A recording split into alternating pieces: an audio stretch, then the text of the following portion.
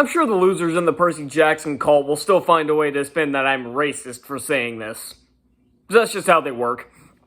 So we got the Nielsen top 10 streaming numbers of the week of December 18th to 24th, and surprising to me actually, Percy Jackson couldn't even crack the top 10. And people have been telling me that the premiere got 30 million views, and I'm here to tell you that's bullshit. And no, I'm not just going to be speculating here, I actually did the math. So, let's just get into it. So, the two episodes combined, the first episode being 38 minutes, and the second one being 43 minutes. Add that up together, that's 81 minutes.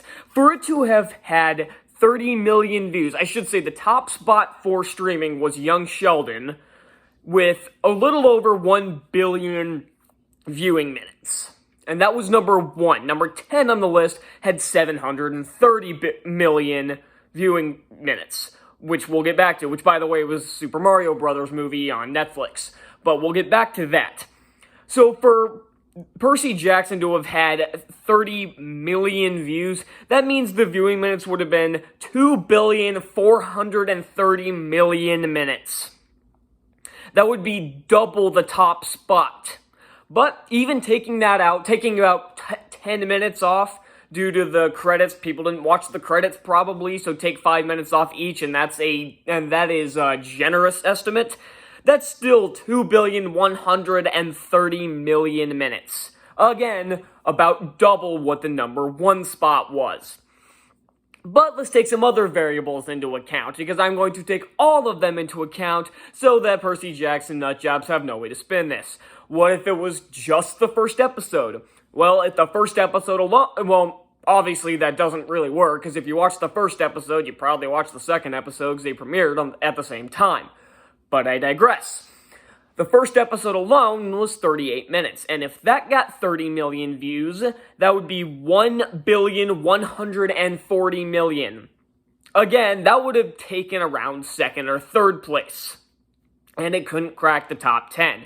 And then the second episode is even worse because it was 43 minutes. If you take that and have it 30 million views, that's 1,290,000,000 viewing minutes.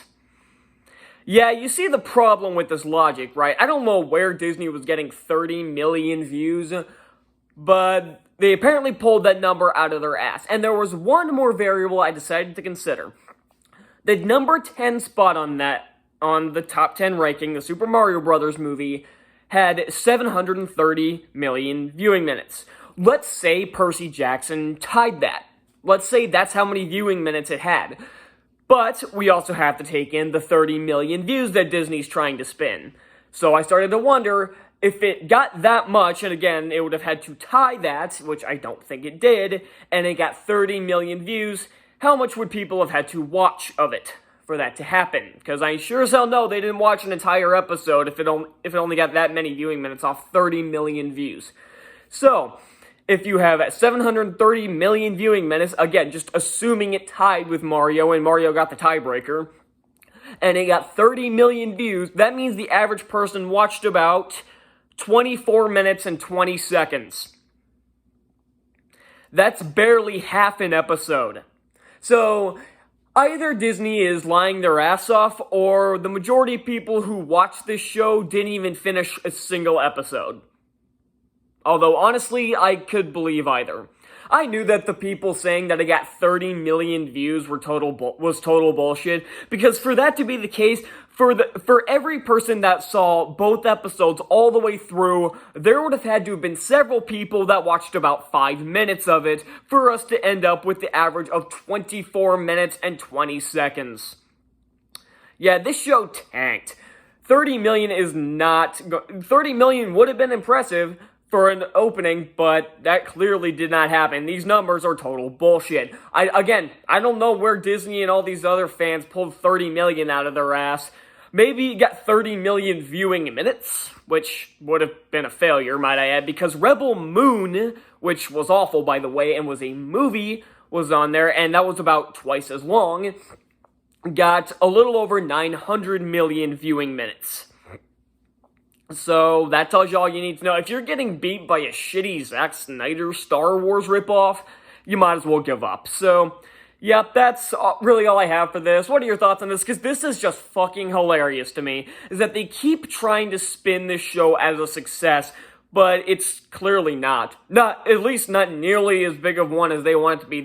These nut jobs want to say that it's one of Disney's most successful shows, and yet I don't even know if it got up to even She-Hulk numbers. Like, at least She-Hulk got in the top 10 when it was premiering, and Percy Jackson couldn't even get into it in its first 2 episodes that premiered at the same time, which would have given it a boost. Instead, it got its ass kicked by shows that have been running for a while. They got beat by Young Sheldon, got beat by Reacher, which is awesome, by the way, and you should go watch that instead of this garbage. Hell, it got beat by fucking Bluey. And people want to say, oh, it's a kid's show, you need to lay off it. Well, Bluey is actually a good show for kids. I don't watch it, but my brother used to. But that is a show that kids like, because hell, my brother hates this fucking show. So that tells you all you need to know. People want to cry about how it's a show for kids when my 10-year-old brother fucking hates it. So that tells you all you need to know. So that's all I got. Feel free to laugh your ass off at this show, and I'll see you next time. Bye.